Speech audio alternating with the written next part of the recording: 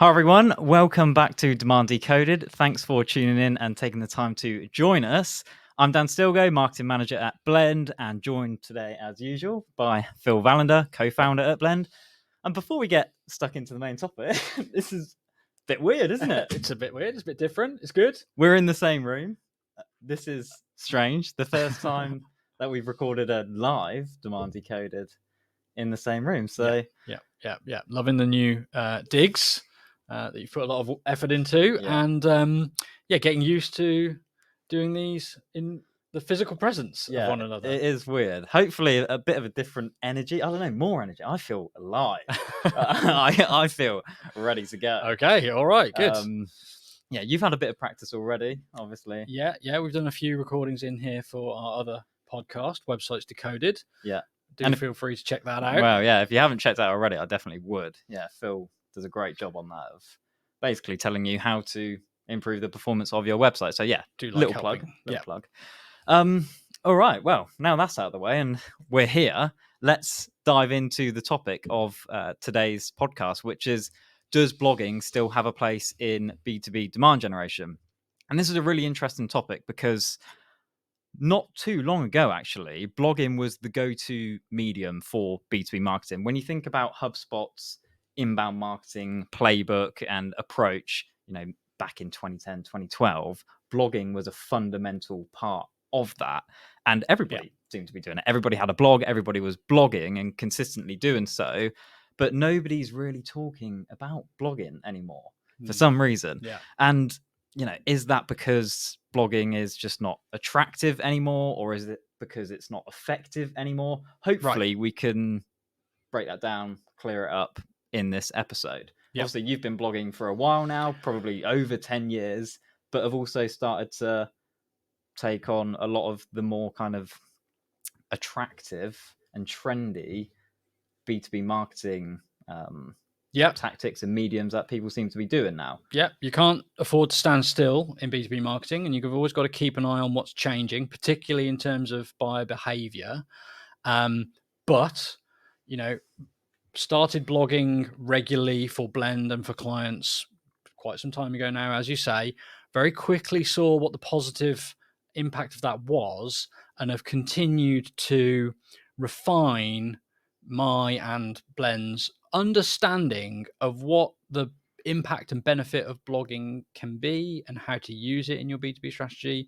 And so we're still doing it today, and we'll talk, no doubt, about why in this session. Absolutely. And if you do have any questions, as usual, whilst we're live, feel free to add them to the comment section on LinkedIn. And I do still have the same functionality, I think, here, to bring up comments. If you do have any, stick them in. Keep an eye on that. And I'll keep an eye and we can bring those in. If you do have questions, I noticed there was one before we started, so we can talk about that as we go, kind of when it comes up in conversation. Right, so I think right off the bat, let's answer the core question, right? Does blogging still have a place in B2B demand generation? Let's get it out there. Yes. Yes. The answer is most definitely yes. Blogging has a very big place in B2B demand generation. That's not to say it's the absolute right strategy for each and every single business out there. There are exceptions. There are industries, verticals, sectors, markets, offerings where blogging doesn't offer the same impact. But in the majority of cases, for the majority of businesses, for lots of businesses, there is still a huge range of benefits of blogging, and it still features very prominently in demand generation, in my view. Do you agree? Absolutely, 100%. Yeah, whilst there are more attractive things to go after now, blogging is still one of the most fundamental things that you can do to get predictable, sustainable results. There's a load of benefits. We're already touching, marketers as a community have shiny object syndrome to a degree. We're always looking for the next thing, the new thing, and that's part of what we'll talk about today for sure.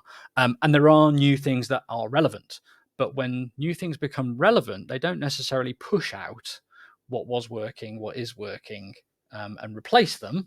They can supplement them and they can augment them, and that's been our approach. We are adopting new mediums, new channels, new tactics, but not without thought anyway, replacing anything that we're doing. And blogging still features very much in our strategy. Absolutely. And it'd be good if we could touch on a few of the reasons why. Yep. Why are we saying yes to that question? Why are we saying yes, blogging does still have a place in B2B demand generation? And I think to get started, attracting an audience through search is probably reason number one for blogging. You're attracting people to your website to interact with your brand that had probably never heard of you before. Yeah. Search is still very relevant. Buyers are still using it, all the time. And blogging is still a very, very effective way at being found, cost effective, not just results effective, cost effective way of being found by those buyers when they're using search in the ways that they use search. One of the things that I think applies to all the benefits of blogging that we'll talk about, and one of the things that I love about it, is how much it's in our control as well, and how much we can dictate the impact that we have. Whereas there are lots of other strategies and channels, some good, some less good, that really leave you out of control of the result. So being able to create content, put it out there, and have your audience find it, that's great. That's fantastic. And it's still very, very important today, because although there's change in buyer behavior and in the way people use channels, search is far, far, far from being a thing of history. It's alive and kicking. Yeah, and basically you go where your audience is, right? And if your audience is using search, we should touch on that question in a bit, though. I don't want to go there yet. But yeah, if your audience is using search, then why wouldn't you create a blog to attract them to your website where they're engaging, and seeing your brand, experiencing, consuming your expertise, and knowing that you're the person that could, or the brand that could solve their problem. Yeah, well, we'll probably touch on the reasons why you might not do that, but none of them are good, and should be resisted, because you're right. It is incredibly important, incredibly effective, and incredibly valuable to be where your buyers are when they're using search. Absolutely. The second benefit is one that's frequently overlooked, and I think frequently contributes to waning interest in blogging, and that's the contribution it can make to your overall SEO success or failure. A lot of people instinctively understood why blogging, a lot of marketers in particular, understood why blogging was attractive as a strategy, but set about it with a focus very much on the content in front of them, and less so on the way to organize, interconnect, interlink, and structure that content for an SEO benefit throughout your entire digital real estate, from the blog post you're writing today to all the key commercial pages that are on your main website navigation. Blogging can contribute through internal linking more directly than anything else to the SEO positions and the organic traffic that you receive to all of those pages.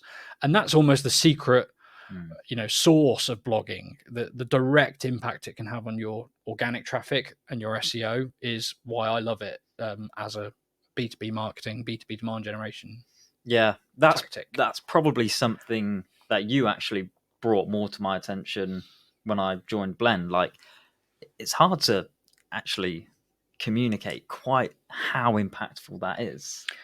That marketers sometimes develop little blind spots or grey areas, and we've all been taught to sort of fear penalty, penalization by Google, by overdoing things, by gaming the system and so on.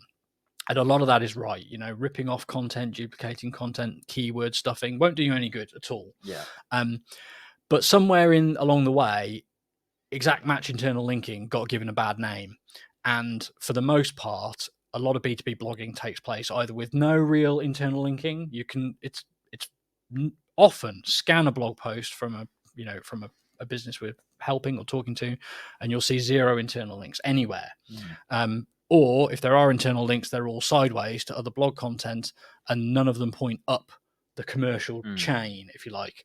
And it's because people fear doing too much exact match internal linking. But I've seen the impact that doing it just a little bit of that, 2 or 3 links per post to your commercial pages for using the keywords they're optimized for, the impact that can have on your ranking position for those terms. And my hypothesis is that for the majority of us, we're so far away from the level where penalty occurs that there's nothing to worry about. And on numerous occasions, we have both now seen the movement you can generate by implementing that internal linking. And it's implied in, pillar page, topic cluster strategy, but it's rarely said explicitly. Internally link using the exact keywords to boost your position for them, but it's really good. And blogging's a great opportunity to create lots of those types of links, while still being in a very safe area, versus the algorithms that are at play. Yeah, obviously, like, your commercial page needs to be optimized for that high intent commercial keyword that you want it to rank for in the first place. But if you have that in place right now already, and you have 100 plus blogs already on your website, if you were to go back through some of those on a similar topic to that commercial page and that keyword that you want to rank for, and you do add those direct match commercial keyword links in your blog posts, I think people can expect to see a pretty good increase. I would argue that, like, if you're sat around the bottom of page 1 right now for that commercial keyword, you go back through 10 blogs, add in that exact match keyword link from your blog to your commercial page, you could expect to go up 5 places plus. Yeah, I mean, I suppose the only word of warning is that we have seen that in certain situations where keywords are very, very competitive or very mature in terms of what's been ranking, or there's a change taking place in terms of what content ranks well, then the impact of that can either take longer to show itself, or in some cases not be as rock solid predictable. But in many cases, in a lot of markets, you can really improve where you rank for those commercial keywords through internal linking in the existing blog posts you've got. And then obviously every one you go on to create afterwards is an opportunity to do even more of it. So those two things, attracting that audience via search and then using that to pass on relevance, authority, and ultimately increase rankings for commercial keywords, are what I'd call like the direct benefits of producing blog content. But there's other benefits to blogging as well. Yeah, absolutely. Just before we get on to that, just one question that popped into my mind, actually. If a blog post has more traffic than others, or significant traffic, would that give more kind of link equity, as the kind of term is, to the commercial page? Or does traffic really matter? Yeah, I mean, we've got to assume that Google and other search engines are operating the way they say they are, which is they're looking at a huge range of signals and, for the most part, trying to create the best user experience for users of Google and the websites that Google send traffic to. So more visitors to a piece of content implies better quality, better value, better eat. And if not directly, will correlate with ranking signals that mean better position for it and more relevance and more authority.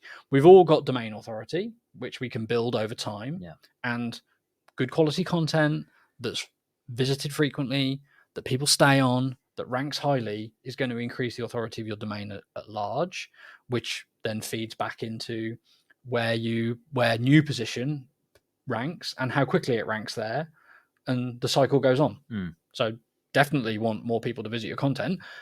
It's not the only thing to think about when creating content, for sure, but if it happens, then it's definitely a success. Yeah. Okay, so to touch on one of the other points that I think you were alluding to, I am. One of the things that I quite like about blogging, and is kind of a byproduct of the generation of traffic that you get from blogs, is the ability to then set up website retargeting audiences to utilize on ad platforms. If you think about it, when you set up ad campaigns, cold ad campaigns to cold audiences, you're already trying to communicate a new message to them. You don't quite know where they're at, if they understand, if they have a problem, or if they're currently looking for solutions, or potentially even vendors, if you think about kind of like versus blogs. the beauty of creating retargeting audiences that involve your blogs is that you kind of already know where these people are at on the journey, Yep. or at least vaguely. You have a better idea than if they were just a flat out cold audience. So it really allows you to create a better targeting in ads a lot of the time. I would rather use a retargeting audience that's from my website and a few selected blogs if I wanted to, than a completely cold audience. Yeah, and in the current climate, I'd rather use that than a list of leads that I've forced to download the content in order to be able to receive it. The approach you're describing affords the buyer their privacy from us. Okay, LinkedIn's got their data, but I think they're okay with that. But they don't want to go around giving their data to 100 different B2B vendors every day. And so we afford them their privacy that way, but we're still able to utilize interest signals of interest, of relevance, of intent to further our awareness amongst them, their affinity for us, but without trying to hoodwink them into becoming a lead and get spammed. Yeah, absolutely. And that's not to say you shouldn't have cold audiences Agreed. on ad campaign. Like, don't get me wrong, you need to be educating as broad an audience as you possibly can, as long as it's targeted and actually relevant to you. Yeah, that's great. But if you do want to get further targeted within your ads, actually, building that website audience with your blog is kind of a no-brainer and a brilliant thing to do, actually. Yeah, absolutely. And then, there's no denying that blogs are a form of content, and content is still a critical component in any B2B demand generation strategy. But it's also true to say that there is more types of content that make up a good content strategy for the most businesses. But the act of creating blog content is a really good way to keep flexing the content creation muscle, I suppose, within the business. We've got an endless need to come up with new content that's helpful, that's relevant, that's interesting. And I think the more ways that you're creating and repurposing content, the easier it is to keep that up. So written format content is, as we said earlier, one of the forms of content that's still very effective. You still need it for the most part in your strategy, not the only one. But continuing to produce it is going to help you to produce the other forms of content that you want or need, either through repurposing one way or the other, or just by working out ideas, seeing what works, seeing what sticks, and using that to fuel other mediums. Yeah, we've had a few questions here. Wonderful. Nikolai. Hey, Nikolai. Yeah, hey, Nikolai. Back again with great questions, actually. He always brings great questions. I'll answer this one because it's kind of related to the retargeting question and topic that I was talking about. Can you segment your retargeting audience by blog page viewed, or is it just all website visitors? Well, you can segment by blog page viewed if you want to, or you can include selected blogs and selected website pages. Basically, however you see fit. I was more talking about LinkedIn retargeting. I'm not that familiar with Meta and other platforms, so I know for a fact. Well, you can basically on any platform you can select which pages you want to add into your retargeting campaign. I would probably actually do this as well. Like, you will have some extremely top of funnel broad blogs that aren't necessarily that relevant to what you offer and what you want to further educate people on. So I would be kind of selective in which blogs, like we do basically. I manually went through, selected some high traffic blogs that we get to our website and things like that to add to our retargeting audiences, just because otherwise you might have quite low volumes, or it just kind of broadens that audience, because naturally not all of your website traffic will be people that then you can track on LinkedIn. So right. Presumably you've got to balance, you've got to have enough volume, enough quantity in order to run an effective campaign or run a campaign at all. Yeah. So you've got to compare, balance, and contrast quantity versus relevance / quality to run an effective campaign. One thing I would typically urge marketers at small businesses to do is not race to segment their marketing budget too aggressively. It's quite common, when you're coming up with a marketing strategy, to come up with 7 or 10 or 20 personas, but most businesses can't afford to market effectively to 20 different personas. So you want to look for things that appeal broadly to the people that are coming to your content, and use that to get the most ROI, really. And later you can look at more narrower definitions of audience, narrower campaigns. Once you've got the budget, you've got the proven methodology, and and you've got the audiences too. Yeah, the audience kind of depends on the content that you want to offer as well. Like if your retargeting campaign, and I know this is about blogging now, but this is just a little side track here. If your campaign is all about your product and how it helps people, and you've got testimonials in there and other forms of social proof, you probably want to be really, really selective about the blogs that you add to your retargeting campaign, because it might only be like versus content. If somebody's searching for, let's say, like HubSpot versus Salesforce, and as an example, HubSpot would definitely want to retarget people then with their product information. But if it was what is marketing, less relevant to a commercial orientated campaign. Interesting stuff. Right, this is a really good question as well from Nikolai, and then we'll answer George's afterwards. You might want to pick this one up first, Phil. It's a tricky one. So okay. Well, thank you. You're welcome. With product marketing, should you write bottom of funnel / conversion focused blogs, or leave all the selling to commercial pages? And if so, what kind of blog formats do you use? Right, run that by me one more time. With product marketing, should you use bottom of funnel / conversion focused blogs, or leave all the selling to commercial pages? And if so, what kind of blog formats do you use? Okay, that's interesting. That's not something I've considered too much in the past. I mean, we're all familiar with the old sort of funnel model for the buyer's journey, which is to some extent a bit defunct, but nonetheless, people still go through a process of being unaware, aware, and so on and so forth. But, I think for the most part, again, if we're thinking about utilizing a limited budget most effectively, then selling does take place on commercial pages. There's not a lot of blogs that I think buyers would read, search for and read, without then going to the main website to validate the proposition and the features. So for me, blogging is about positioning your brand against questions and topics that interest buyers pre-purchase. And your website is where they come to understand your service you're offering and to buy, crucially. I don't think about it much more than that, ultimately.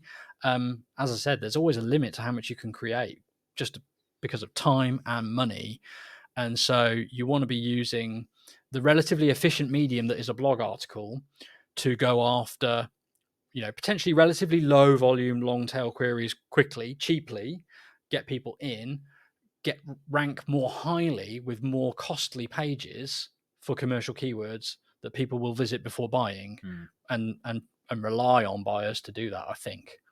I don't really have much to add. Yeah, I agree. I probably wouldn't try and convert anybody through a blog anyway, actually. Well, I mean, that's another point, correct, which is, trying to get people to convert. I've certainly seen historically, when comparing calls to action on, for example, blog posts, that trying to use calls to action to get people to take bottom of the funnel actions right there on the blog post has never performed as well as showing them relevant content, either in the old gated format or now more likely an interesting informational pillar page.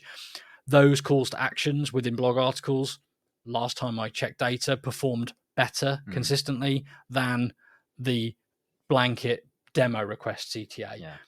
Because, well, probably for a few reasons. Buyers are not in the right mindset. The intent isn't there at that moment in time to impulsively book a demo based on a CTA. That's what the website's there to do, to build the case for. And well, yeah, maybe just actually that both reasons are in there. Like that's not what they're there to do, and the context isn't there to justify it. So the content offers always performed better. That was been my experience. Yeah, cool. Okay, We might need some more context on this question from George. Hey, George, nice to have you here, by the way. How do you see external agency blogs in the modern world of AI? For us, repurposing podcast clips and transcripts have been more successful versus commodity agency blogs. I'm not sure if that. Well, You, not all agency blogs are the same, right? okay. There is a scale and there is a spectrum, and there are probably overlapping scales in what companies can create themselves in house, and a range of qualities and effectiveness. What agencies can create for you, which overlaps with that, and what AI can do for you, which probably overlaps with agencies to a certain extent. The content has got to be quality, and there's little benefit working with a commodity agency if it doesn't get you quality in terms of your content.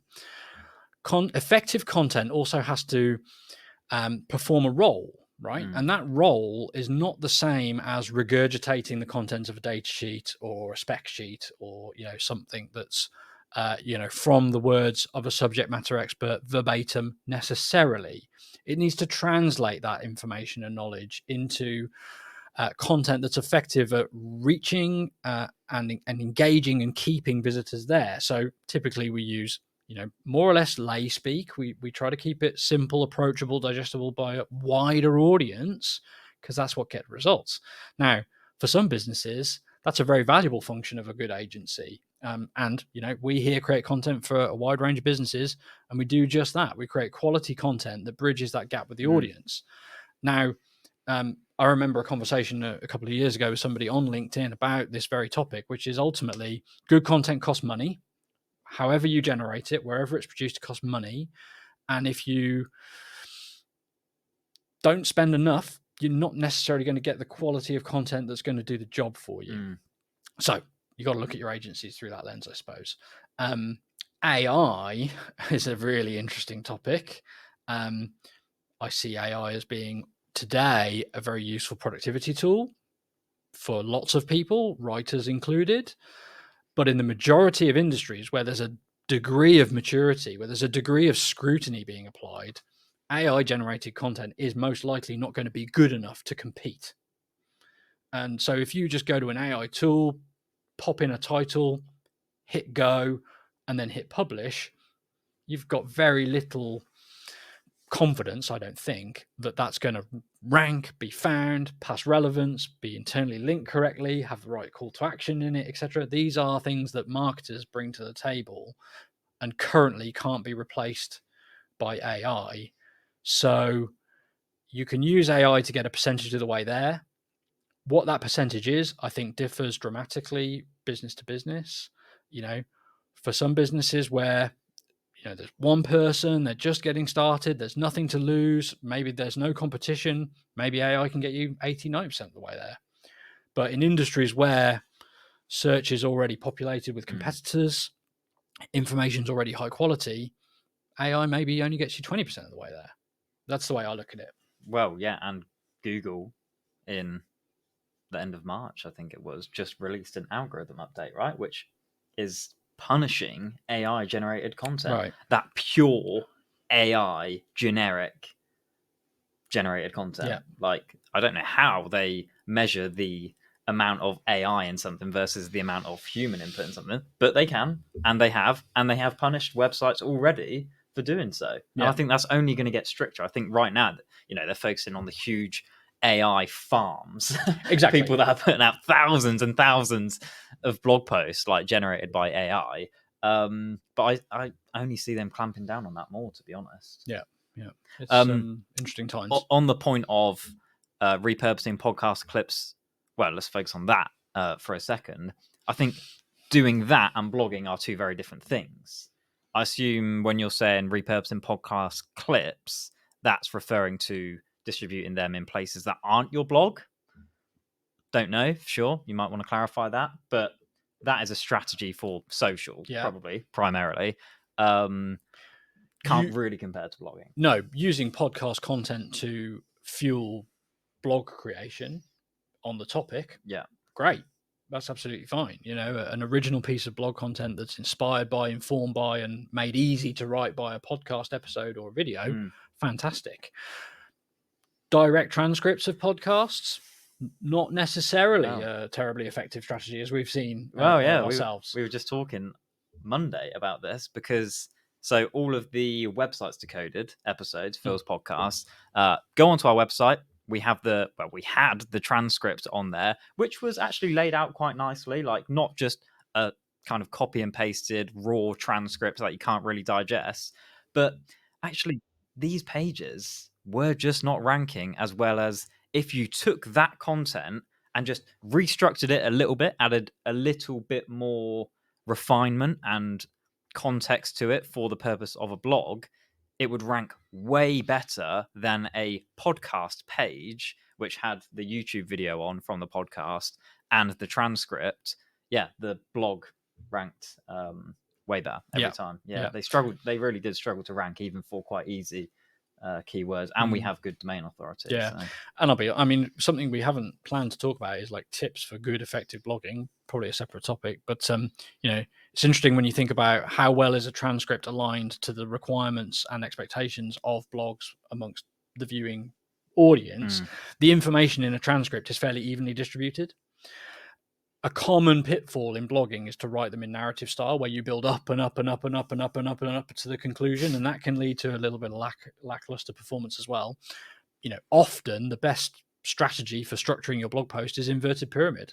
I often say and often try to give everything away, every little bit of value in the first line, so that if buyers only read the first line, they come away with the value that entire blog post offers. And that's what creates, because you don't really care about how long they spend on the page or how far down they get. You care about how much impact you have on their opinion of you, really. And giving away the crown jewels of your blog post in the first line or first paragraph is a great way to build that trust and affinity for you, no matter how much they read or how quickly they leave. Yeah, cool. Yeah, I think we've answered that. Let us know if you have any follow-up questions on that, though.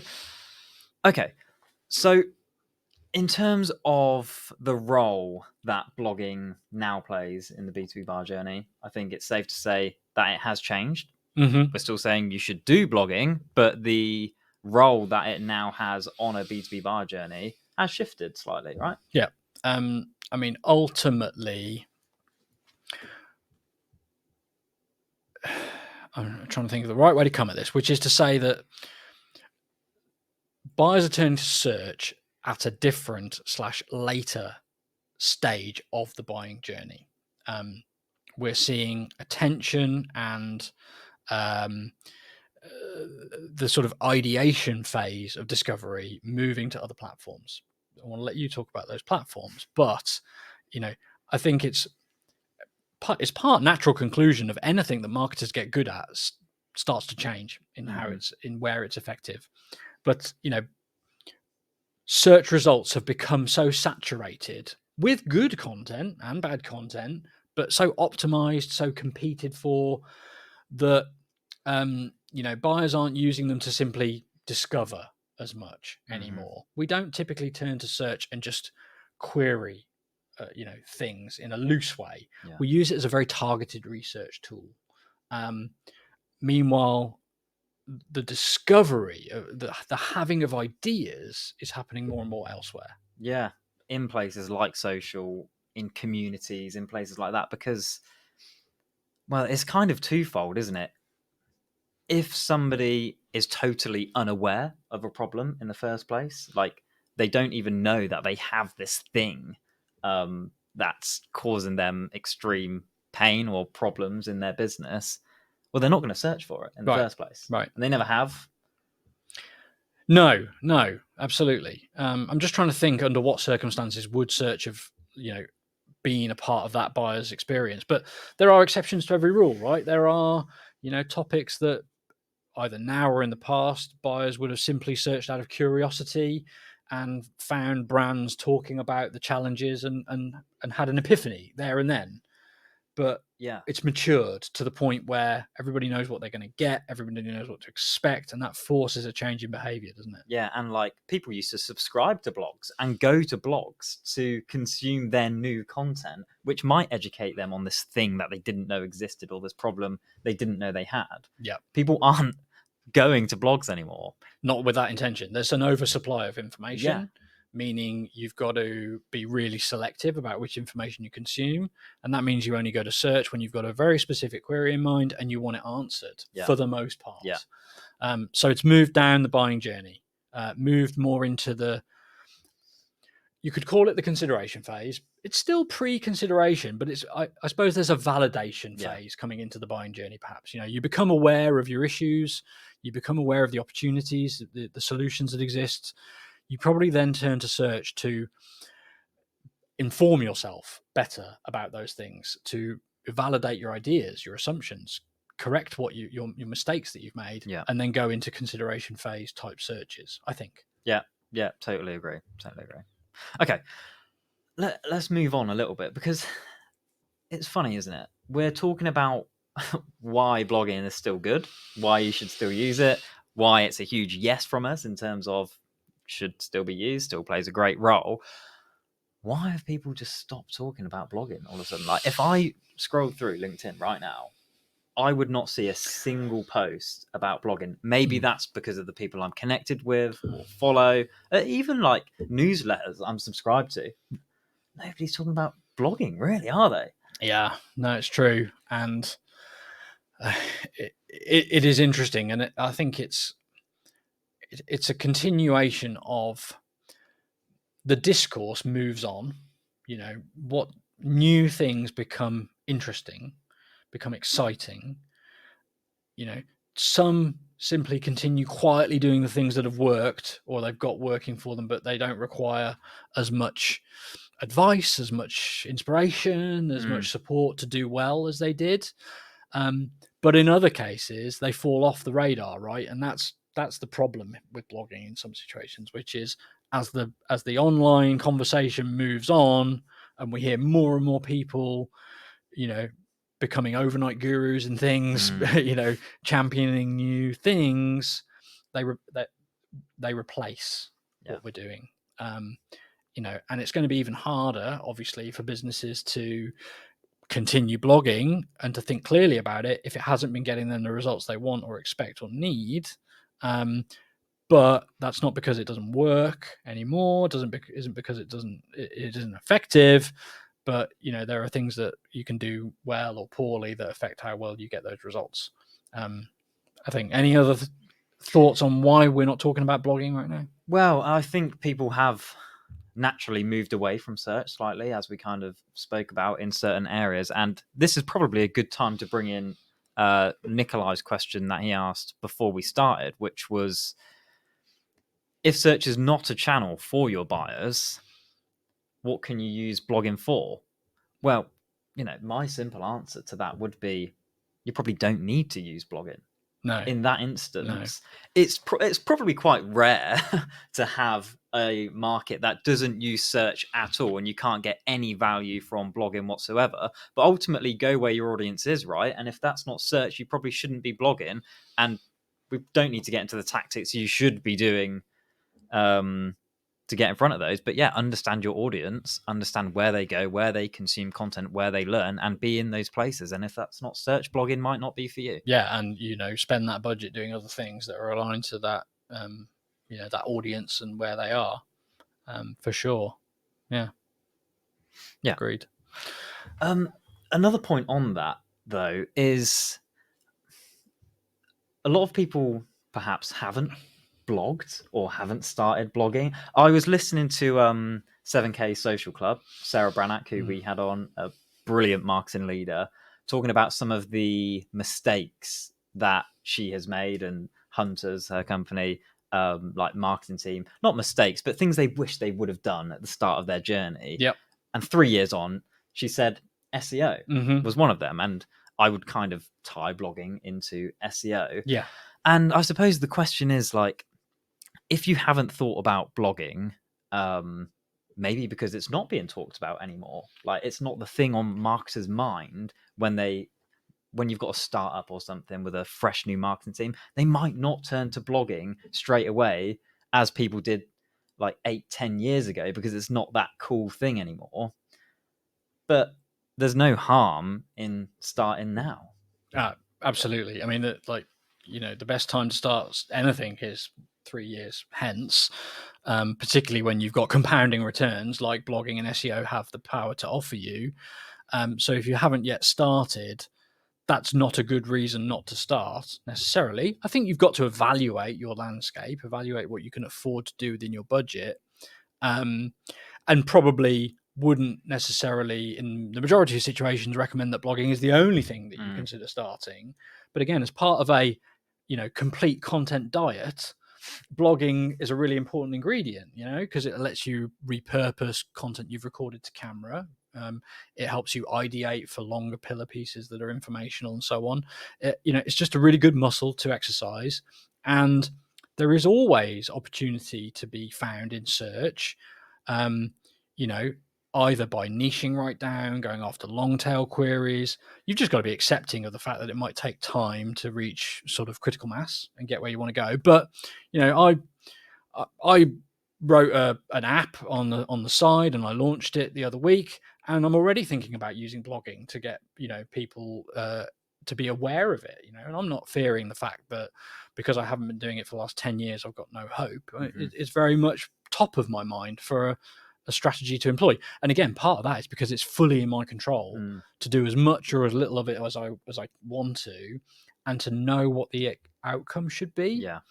So I love it for those reasons. Yeah, and like you've kind of said, it's that compounding effect from blogging. They last forever. Yeah. For as long as your website lives. Yeah.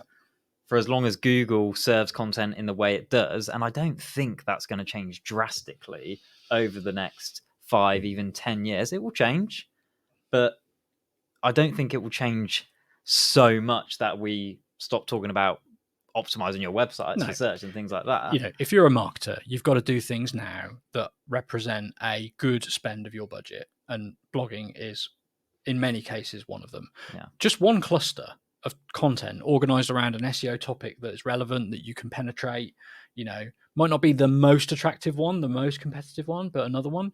It doesn't take heaps and heaps of content to show the signs of success that you can be having, which can help you justify it. But if you're looking for ways to smartly spend your marketing budget, blogging is one of them. Yeah, we can maybe dive into, well, because when you talk about marketing spend, a lot of people will then go back to ROI and how do you look at the ROI at blogging. But maybe let's pick that up a little bit later. Yeah, because let's kind of get into maybe some of the mistakes that people are making or have made with blogging that have kind of led them to this question. Well, to question whether blogging is effective in the first place, or those people that are saying, blogging's dead, you need to do this, that, and the other. Yeah. It's likely that they've tried blogging. Most people have, or people might be trying blogging now, but are just doing some things ineffectively. Yeah. I mean, lack of results, or lack of what we think are results, is a very common driver behind abandoning a strategy like blogging, right? So makes sense. For me, the first most sort of fundamental thing to get right is the writing the content looking outward at who your buyer is and what's interesting to them, as opposed to looking inward. And this is very much what one of the original purposes behind persona creation and documentation was. It was to get businesses to stop looking at themselves and writing content that was of interest to them, such as our new funding round, our new hire, see us at this event, we've got our new office, etc., etc. And to look out of the business and look at what their buyer was interested in and write content for their buyer. And that 180 turn is necessary before anything else can work. And that's what the persona was in a way, I believe, intended to ensure we did. If you get that wrong, then you've got no hope, really, and nothing else matters. Yeah. The other thing for me is, even if you are writing outwardly, if you're not actually writing for search as well as your buyer, you're probably not going to have much success with blogging because nobody's going to find your blog. I feel like more and more people talk now about how you should be writing for the person who's reading your blog. And that's 100% true. Yeah. Right. But at the same time, if you're not writing or optimizing your blog for search, nobody's going to consume it anyway. So there's a fine balance there. And if you're not targeting keywords ultimately in your blog, nobody's going to find it. And it's pointless in blogging, I would say. Yeah, there's perhaps a grey area in the middle of that, but ultimately there was a time, yes, when when I was thinking about blogging for Blend and for businesses, I'd simply write any blog that I thought was an interesting topic, regardless of volume. And I was like, well, if it's interesting to me and I believe it's interesting to buyers, I'm going to write it. I'm going to publish it. That was before I think blogs were really nicely becoming organized around topics. The presence of topics as a strategy, I think, helps to think about blogs through a lens of search queries and search keywords more easily.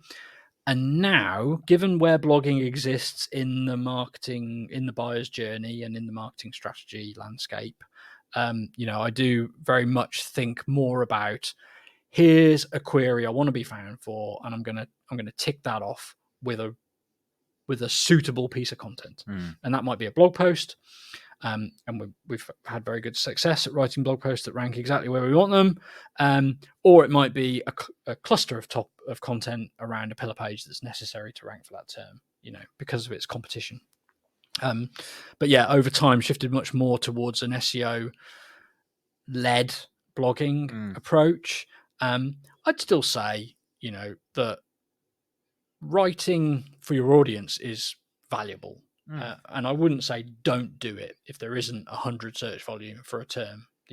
Low search volume is fine, but it's good to write with search in mind, because ultimately, if a buyer doesn't go to Google or their search engine of choice and type in something similar to the title you've used on the topic that you've written about, you're not going to be found, and so you're going to have very limited impact from that piece of content. The only exception is maybe if you have a newsletter with a lot of people subscribed to that you've accumulated over years, say, highly engaged, they are subscribing to literally get your blog content. Okay, you can probably write whatever serves their needs and not worry too much about search, because people are coming to your blog via the newsletter as opposed to search. Yeah, that's true. Although, of course, how do you get new subscribers if they're not discovering you via search? So there's a sort of yin and yang to that. I'd almost go as far as to say, if your newsletter is so good that people are like literally waiting to receive it, then content should be in the newsletter only, potentially, rather than, because if you mix your intentions, you can mix your results a little bit. I don't know. I'm just thinking off the cuff about that. But I mean, you're right that search is key when it comes to blog creation, blog content, because if you're aligned to search, then you're going to get more results from it and get the best bang for your buck. Yeah, I agree. Yeah, I just think if you are writing blogs and you're not looking at search volumes or keywords relating to that topic before you start blogging, I struggle to know why you would bother. What's interesting about blogging and SEO, or rather content creation and SEO, is that the fact that we're saying you've got to bear SEO in mind might have some people saying, oh, but we've been told to write for the human, and you're telling me to prioritize SEO and write for the robot, and so on and so forth. We could debate that all day long, but my approach to this is I think about SEO up until I've written the title, and then I stop. And then I write the best damn post I can. Yeah. And then I go back and I look for opportunities to, as naturally as possible, link it up. But I'm not forcing SEO through the content. And when we commission work from our team of copywriters here, we're not forcing them to write with SEO in mind per se. We're aligning their piece of work to the SEO opportunity that exists, and then we're asking them to write the best piece of content they can on that subject.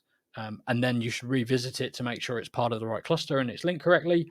But you shouldn't change your approach to writing away from the human reader's interests, because that's what will get you the best results. Yeah. I think let's kind of go down the ROI route now. And another potential reason why people see blogging as a failure is because they treat it as a lead generation exercise. Yeah. They try and get people into the blog, they attract them through search, and then have a CTA to an ebook or a guide that relates to that. And we know that that simply just doesn't work when it comes to converting those leads into pipeline and revenue further down. So ultimately, then your blog isn't working for you if you're measuring it on that thing. Yeah. Yeah, absolutely. If you've got a lot of leads to show for your blogging, but not a lot else, then it may be deemed a failure or not required. The fact is that lead generation isn't a great approach to pipeline generation anymore.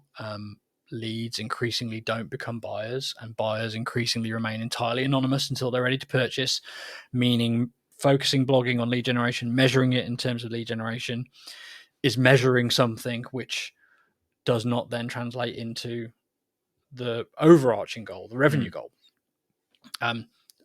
The slightly frustrating fact about good marketing is that by definition it's hard to measure. I think the performance era that we've been through was so attractive and so successful because it gave us the thing that we were lacking before, which is we're influencing buyers. They are sentient individual human beings. It's impossible to know exactly what they're thinking or doing at any point in time and what drove them to take a certain action on our site.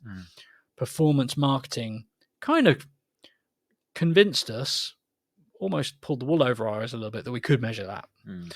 But we're starting to see the other side of that coin now. So blogging, is to some degree harder to measure the success of, the ROI of, than we would like it. It's really hard, right?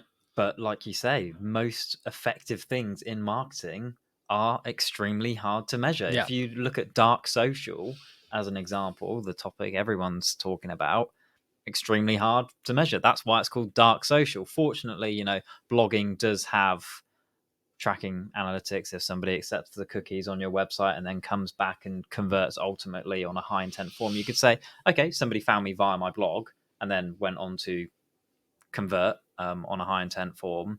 Yeah. But even then, I feel like you're clutching at straws a little bit. Yeah, it's one way that you can, and one way that we've been able to sort of offset this lack of direct measurability is simply observe correlation over a long period of time. Correlation isn't always to be trusted, but if you can correlate and observe things, from the very infancy when you start and how they track and trend with your other results, you can usually see, in the case of blogging, that increased traffic to your site as a result of blogging correlates with increased inquiries through the bottom of your funnel. You can correlate, quality blogging with the reputation that people tell you have, what you're known for, what you're considered best at, as a result of what you rank for, what you're found for, and what people come to you inquiring about, and so on. So there's ways to connect the dots, but you are going to have to connect the dots a little bit. But you should also be looking at, we talked about the importance of SEO, looking at where you rank for the terms you're targeting as you publish new content with that goal in mind is one way that I think you can give yourself a signal, a leading indicator perhaps, that you're doing the right things. Yeah. And I think if you implement blogging in the kind of way that we've spoken about, in that you're using it to then influence your commercial pages on your website, you can then look at the success of those as well. How are they ranking for their commercial keywords that you're targeting? Yeah. How are people then going on to book a demo with you or take a free trial with you from those pages? And you can kind of say, okay, our blog has influenced the ranking of those pages too, or people getting to those pages through internal links. So yeah, a few ways. Indeed. But yeah, you're not going to get direct attribution. No.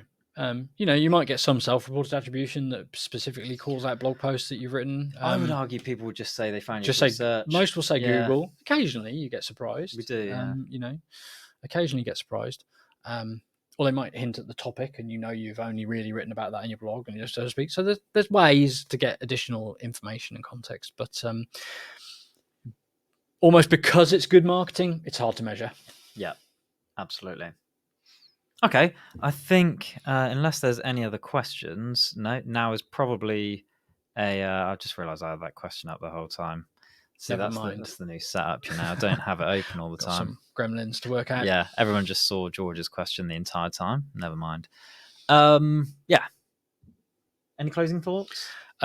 Nothing. No, nothing from me. I think we covered it in pretty good detail. Yeah, same. Okay, well, let's wrap it up there then. Hopefully you enjoyed this episode of Demand Decoded. Be sure to check out the full episode, any other episodes on all of the channels. So Spotify, Apple Podcasts, YouTube, just search for Demand Decoded. I'm going to plug Websites Decoded again because why not? Thank you very much. Yeah, be sure to check out Phil's other podcast, which is Websites Decoded, where he breaks down the success basically of demand generating B2B websites. Nice. Really insightful. So yeah, check that out if you haven't already. And other than that, we'll catch you next time. See you there.